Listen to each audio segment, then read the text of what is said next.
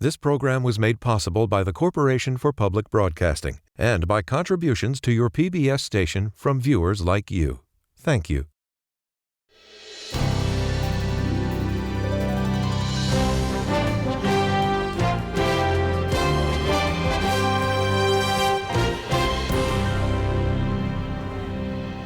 Good evening and welcome to this PBS NewsHour Vote 2020 election special. I'm Judy Woodruff in Manchester, New Hampshire. The Democratic race for president is being dramatically reshaped in this New England state tonight. Vermont Senator Bernie Sanders is leading in the First in the Nation primary, but by a smaller margin than many expected. Just barely a couple of points separate him from former Mayor Pete Buttigieg, with Minnesota Senator Amy Klobuchar close behind. Massachusetts Senator Elizabeth Warren and former Vice President Joe Biden are well back in single digits, and two candidates have already announced they are dropping out. Just moments ago, we heard from Mayor Pete Buttigieg speaking to his supporters in Nashua. And here in a state that goes by the motto, live free or die, you made up your own minds.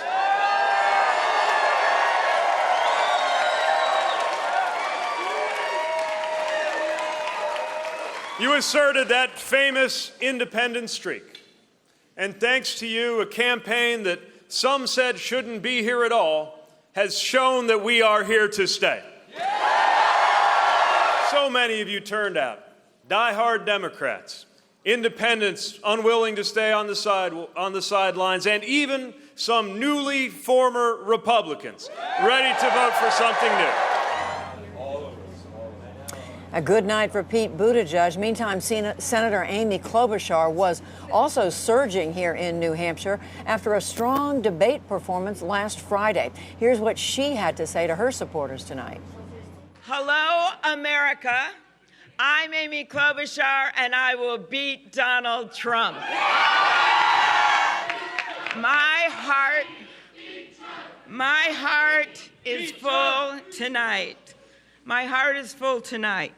While there are still ballots left to count, we have beaten the odds every step of the way. We are just learning after listening to some of Senator Klobuchar that two television networks, ABC and NBC, are projecting Bernie Sanders will win the state of New Hampshire. But as we've been reporting, it is a very close race with Mayor Pete Buttigieg very close behind Senator Sanders. Meantime, Vice President Joe Biden, a disappointing showing in the Granite State. Earlier tonight, he flew to South Carolina, where the primary race is 2.5 weeks away. We need to hear from Nevada and South Carolina and Super Tuesday states and beyond. And look, we're moving in an especially important phase, because up till now, we haven't heard from the most committed constituency of the Democratic Party, the African American community. And the fastest growing segment of society, the Latino community. So when you hear all these pundits and experts, cable TV talkers talked about the race, tell them, it ain't over, man. We're just getting started. So former Vice President Biden anxious to move on from New Hampshire. So I'm joined tonight by Amna Nawaz, watching it all in our Washington, D.C. studio. Hello, Amna. Hi, Judy. Let's take a closer look now at the state of the race in New Hampshire. Want to take a look at some of the top 3 candidates and where they are polling so far. Rather, here's the top 7 field right now. We mentioned Senator Sanders, of course, in the lead, but a very close race there between Senator Sanders and former Mayor Pete Buttigieg. There, just a couple of percentage points separating them right now, and that is with over 3/4 of the votes now in. Senator Amy Klobuchar behind in third place with over 19% of that vote, followed, of course, by Senator Warren with just over 9%, former Vice President Biden with over 8%, Tom Steyer with over 3.5%, and Tulsi Gabbard there with just over 3%. When you take a closer look now at the top 3 candidates, I think we have those numbers as well to take a look at, and you see those numbers and they're being updated in real time. And we've got those 1, 2, and 3. Those will be updated in real time. We'll keep coming back to that. We should also mention, however, we can declare a winner in the New Hampshire primary on the Republican side, that, of course, is President Donald Trump. You've got there over 3/4 of the vote in and over 85%, nearly 86% of that vote going to President Donald Trump. So we can declare that winner. We're still waiting, of course, to make the call on the Democratic side. As we mentioned, a very, very close race there with just about 1/4 of the vote still yet to come in between Senator Bernie Sanders and former Mayor Pete Buttigieg. And Senator Elizabeth Warren from neighboring Massachusetts had this to say tonight to her supporters in New Hampshire. So the results are still coming in from across the state, but right now it is clear that Senator Sanders and Mayor Buttigieg had strong nights. And I also want to congratulate my friend and colleague, Amy Klobuchar, for showing just how wrong the pundits can be when they count a woman out. But since we are here tonight among family and friends, I also want us to be honest with ourselves as Democrats. We might be headed for another one of those long primary fights that lasts for months. Tonight, we also learned, of course, 2 candidates have left the race, as we reported earlier, entrepreneur Andrew Yang and Colorado Senator Michael Bennet. And former Massachusetts Governor Deval Patrick has told supporters he's going home to reflect on his campaign. Now, both Yang and Bennet spoke to their followers shortly after the polls closed in New Hampshire. Let's take a quick listen now to what they had to say, starting with Mr. Yang. We highlighted the real problems in our communities as our economy is being transformed before our eyes by technology and automation. And Americans know now that when you go to a factory in Michigan, you do not find wall-to-wall immigrants doing work. You find wall-to-wall robot arms and machines doing the work that people used to do. I am not someone who wants to accept donations and support in a race that we will not win. And so tonight, I am announcing I am suspending my campaign for president. Thank you. I love you too. Thank you, New Hampshire. I feel nothing but joy tonight as we conclude this particular campaign and this particular chapter. I am going to do absolutely everything I can do as one human being to make sure that Donald Trump is a one-term president. We're going to go live now to New Hampshire, where Senator Bernie Sanders is speaking to his supporters right now.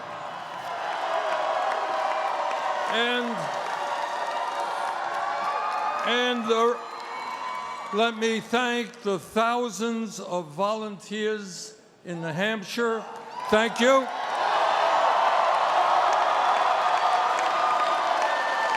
Who knocked on doors in the rain and the snow and the cold.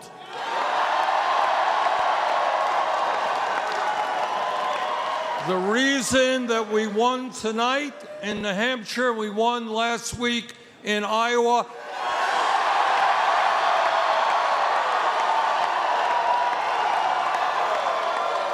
is because of the hard work of so many volunteers.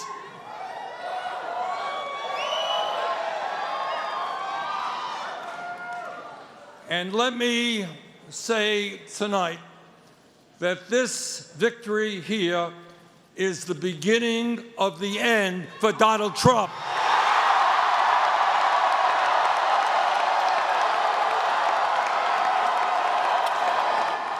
Senator Sanders there using that V word, Judy, claiming victory there in New Hampshire. Back to you on the ground there.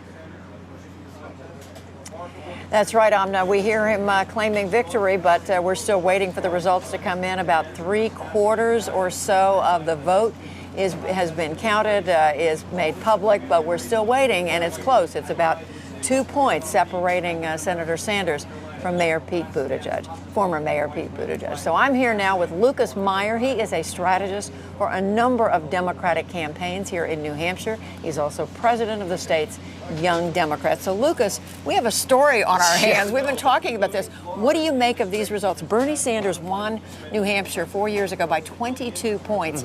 He's barely winning tonight. Yeah, I mean, politics is a weird business, right? I mean, he performed incredibly well in 2016, and he came into this race with some really lofty expectations to carry that momentum into this race.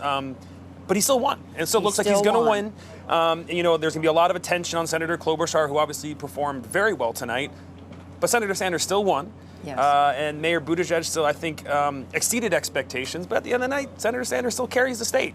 So do you have 3 winners? I mean, you have Senator Sanders. Yes, he's in front, even by us if it's by a small margin. And we're waiting to see what the final margin is. But then you have Pete Buttigieg, who, small town, small city mayor. And finally, Amy Klobuchar, who we've been saying tonight has been surging. Right. It'll entirely depend on who you ask, right? Where you're going to have Senator Sanders, who won the state, carried a majority of the youth vote, but you'll look at towns like Hanover, which has Dartmouth College, which Mayor Buttigieg carried. You're going to see turnout declines at UNH. While Senator Sanders still carries it, part of his core message is bringing new people into the fold and invigorating them. So depending on who you ask, you might get some different answers, but at the end of the day, he still carries the state. He goes into in the next couple of weeks with back-to-back wins in Iowa and New Hampshire. So I think it's definitely a really exciting time if you're on Team Sanders. What does it say about Pete Buttigieg, though? Again, here's somebody who did well came out with the most delegates in Iowa, has gotten a lot of attention here in New Hampshire. For him to do this well and we haven't even talked about it, essentially the collapse of Joe Biden here. Right. I think there'll be a lot of analysis of how the moderate votes split down in the state. But I think he has some real tests coming up down the road that are really going to put a lot of pressure on his campaign to see how they perform in these southern states and as we head into Nevada. So I think it'll be really interesting to see how his campaign performs, what kind of coalition can they build. And I think anyone who's counting the vice president out tonight is doing it at their own risk. I mean, we saw that clip of him in South Carolina. He looks comfortable. He looks confident. So I still think this race is wide open. Do you think, we heard him say in South Carolina tonight that Iowa and New Hampshire, they're just 2 states out of 50, small population. He's essentially dismissing these first 2 states. Is that a fair way to look at what's going on? I mean, I'm a Granite Stater. I don't think it's totally fair. But I do think people need to think of this primary in a much longer terms. Senator Warren, she has a campaign in 30 states. Vice President Biden is going to be running for a while. This is just the start. And I think people need to take a step back, take a breath. This is very exciting for a number of these campaigns, but there is a lot of votes to be cast. There's a lot of work to be done. You are absolutely right. And the last thing I want to ask you about is Amy Klobuchar. How do you explain the fact that she has ended up doing so well, coming as close as she is in 3rd place? You know, there'll be a lot of really smart pundits who are going to break that down in the coming weeks. You know, my take is that, New Hampshire has a real penchant for electing women between, we have Senator Shaheen, Senator Hassan, both the first 2 women to serve in the Senate who also were governors of their state. And she might have flown under the radar for a little bit. And as a lot of New Hampshire voters were undecided heading into the last week, heading into Iowa, the debate obviously played a really big role as some of the exit polling is starting to show. So I think she was able to capitalize on a moment, which is the beautiful thing about the New Hampshire primary. It is a beautiful primary. Yeah. We say that every 4 years. Lucas Meyer, thank you very much. Thank you. And back to Amna. Thanks, Judy. I want to go live now. Back to New Hampshire, our own Lisa Desjardins has been live there at a Bernie Sanders campaign event in Manchester. And Lisa, obviously, there's a celebration going on behind you there, but you have been following this race. You have been talking to voters on the ground. When you look at Bernie Sanders' strong performance tonight, how did he do it? Was it the get out the vote effort, the door knocking? Where was the difference made? Well, first of all, let me tell you a little bit about this scene. This is an arena, sort of a gym, full of enthusiasm. This is the night that Bernie Sanders supporters did not get in Iowa. They've been waiting for since then. Bernie Sanders declared victory just minutes after we reported that 2 networks had called the race for him. His campaign had been reluctant for him to come out and speak because they said the race was too close with Pete Buttigieg. They'd changed their minds, came out. Now you hear his crowd cheering for Bernie Sanders, chanting things like Green New Deal, Green New Deal, singing along to Simon and Garfunkel.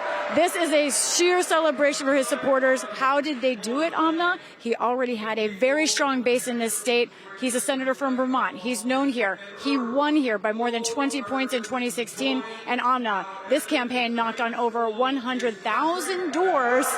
Whether it annoyed people or not, it seems it got them out to the polls. And by narrow margin, Bernie Sanders won this state.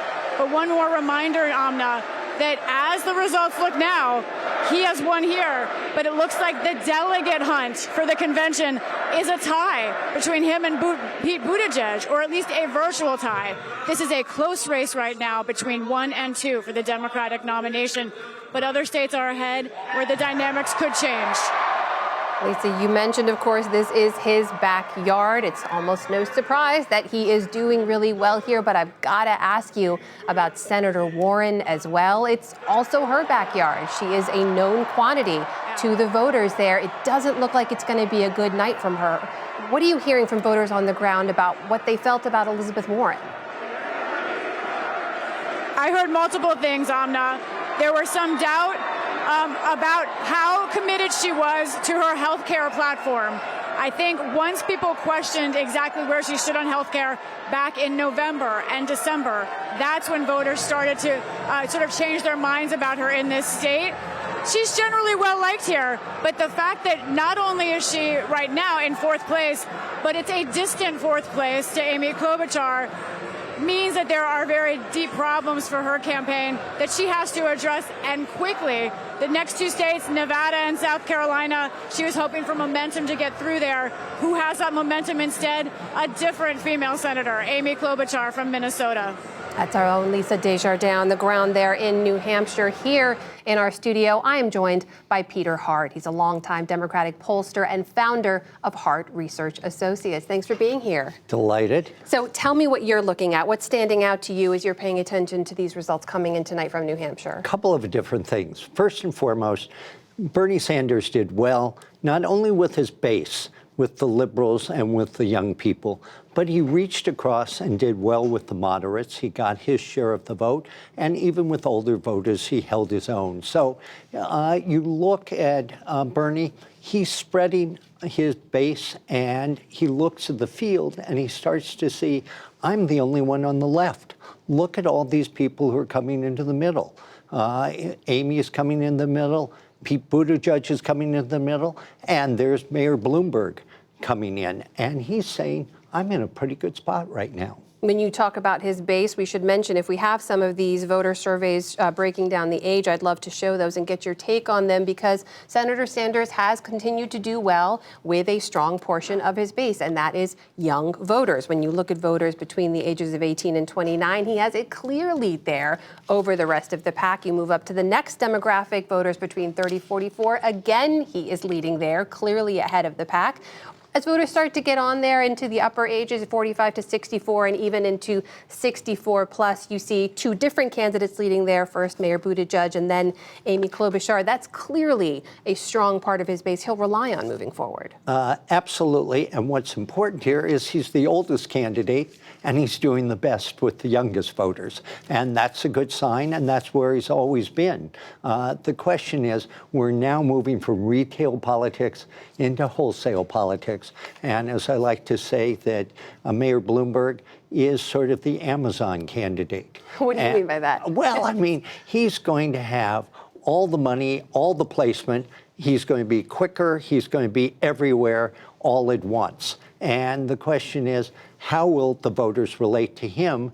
And then you still have what we'd say Klobuchar and obviously Mayor Pete. So it suddenly becomes that you've got the Senator Sanders out on his own and probably in a pretty good position. So this has got a long ways to go, but at least on chapter 1, I would assume Sanders is a very happy person, and obviously Mayor Pete and Senator Klobuchar. You mentioned the ideological split there. I'd love to show you a couple more graphics that we have breaking out some of the voter surveys there. Here's how it breaks down in New Hampshire for voters who identify as very liberal. No surprise there, more than half of them voting for Senator Sanders. When you move to somewhat liberal, self-identifying voters there, again, Senator Sanders is leading the pack with Senator Warren behind him instead. Here's where the change happens. Mayor Pete Buttigieg leading with people who identify as moderate and also with those who identify as very or somewhat conservative. How does that inform the race moving forward? Well, the first point that you make is 42% of all voters are liberal.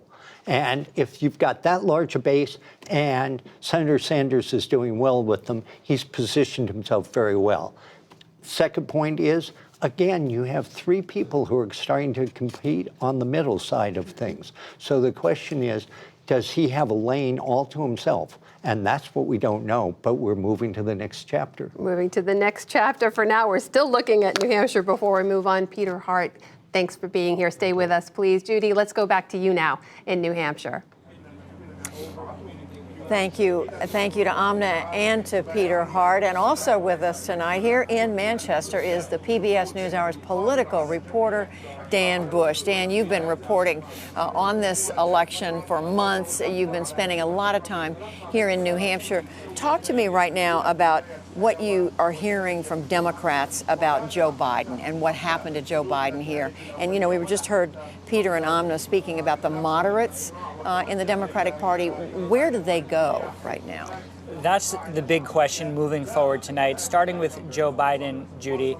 His supporters said they were not surprised that he left the state early, but I had a couple people texting me and talking to me tonight saying that his results here were discouraging. Another more bluntly put it, it's a big problem. They did not expect Biden to do quite so badly. He was here a lot less than some of his other top rivals. Now, of course, he did enter the race later on, but he was here 46 days, about half the time that Buttigieg was here.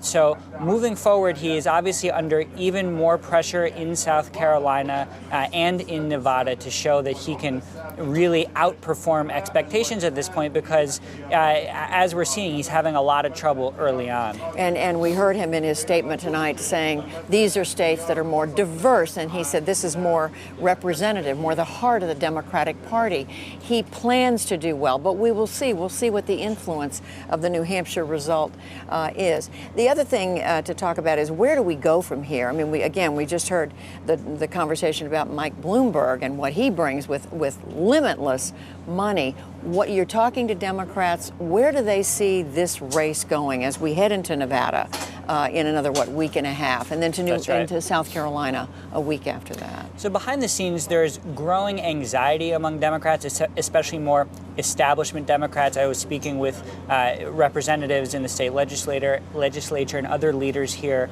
in New Hampshire, and what they see, what their worst case scenario even, is a situation where a couple of moderates, whether it's Amy Klobuchar and Pete Buttigieg, whether it's potentially Biden if he resurges, splitting the moderate vote and giving a path to Bernie Sanders to continue his surge. So we're going to watch that closely to see how that plays out. To watch that closely, and then again, not to repeat what we heard earlier, but Mike Bloomberg standing out there with hundreds of millions of dollars, limitless money, which could have an effect on the race in ways that we can't even imagine today. That's right. He's another big moderate coming in. Certainly a moderate coming in, a former Republican coming in. Dan Bush, thank you so much, and thank you for your reporting. Amna, back to you. Thanks, Judy. Let's go back out now to our own Lisa Desjardins. She is there at a Bernie Sanders campaign event in Manchester, New Hampshire. Lisa, what's the latest there? I can tell you, speaking of Joe Biden, as we just heard from Judy and Dan, already rival campaigns to Joe Biden are talking about how perhaps they should look at his biggest coalition of voters, African Americans in South Carolina, as potentially up for grabs. Spoke to some people here who believe Bernie Sanders is the best poised. They already see a drop in the numbers for African Americans in South Carolina for Joe Biden. They think that they can gain there. I know other campaigns are now planning on putting more resources in South Carolina for this exact reason. Nevada comes first, but that's a caucus, Amna. Right now, it looks like the next heavyweight fight is South Carolina, and all the other campaigns think there are voters available because of Joe Biden's performance tonight. That's Lisa Desjardins on the ground for us there in Manchester, New Hampshire. Peter Hart, very quickly, in just a couple of seconds, if you can, Lisa's assessment. Do you agree with that moving forward? Some of those voters are now up for grabs, looking at Nevada, South Carolina ahead. Very much up for grabs. And I think the other thing is enthusiasm way up, and defeating Trump now has become the mantra for the Democrats, and that's important. And that'll be the line we hear again and again from all the candidates. Peter Hart, thank you so much for being here with us. That concludes our PBS NewsHour Vote 2020 election special for tonight. Tomorrow, we'll be back on the NewsHour with more on the volatile Democratic race, as well as other news, including the turmoil in the Justice Department over the sentencing recommendation for Roger Stone, longtime advisor of President Trump, who's been convicted of lying to Congress and impeding an investigation. We are signing off from this broadcast for now, but you can continue to follow all the results of tonight's primary and all the latest news online. That's at pbs.org/newshour, or follow us on Facebook, Twitter, and Instagram at NewsHour. Judy? We got it all. Thank you, Amna. And from here in New Hampshire, a huge thank you to all of our colleagues at our partner public media station in Boston, WGBH. They have provided our team with invaluable support and partnership tonight. We hope to see you again tomorrow on the PBS NewsHour. I'm Judy Woodruff. For all of us at PBS and at the NewsHour, thank you and good night. This program was made possible by the Corporation for Public Broadcasting and by contributions to your PBS station from viewers like you. Thank you.